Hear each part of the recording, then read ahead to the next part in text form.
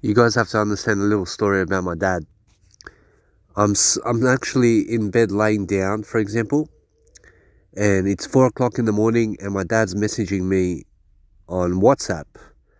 And I'm overseas in Mostar, Bosnia Herzegovina, and he's in Sydney, Australia. And he's sending me things that he's playing around the football because he gambles on football. And he sends me 4 tickets, for example, and he says that he won a ticket, that he won 2 tickets. And I said, how much? And he says, $1,300 that he won. And I said, really? Did you really win that? He's like, yeah. He's like, go check the results for me, he says to me. I go on Flash Score application. I start checking out the scores. And he says, what did Napoli do? And I say, 1-1. He says, oh, fuck, that he lost on that ticket. And then he says, well, what did Arsenal do? And I say, they won 2-0. Okay, so that means on one of his tickets he put 2-0 for Arsenal, so he got that one. But he says, what did Bayern Munich do? I said 2-1 result for Bayern Munich. But he put 3-1.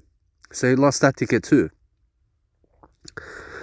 And then the other tickets, he played Napoli 2-0 result for Napoli, but it was 1-1. And he lost on that ticket as well.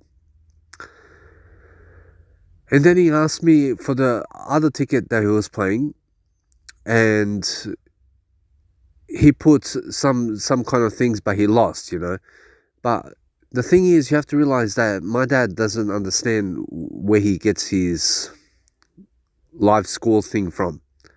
So what happened was, he went on Facebook, and do you know how tipsters, people who tip football matches, they put correct score markers on Facebook that they think is going to be the result. And my dad thought, because he's seen that tipster's result form, that somehow he won the tickets, that he won his ticket, because he's seen a false representation of results, and he started to think that he won this massive amount of money or something like that. You know what I'm saying? Because he got really happy. He got really happy that he seen those results that somebody else put that was not the results that it actually was. So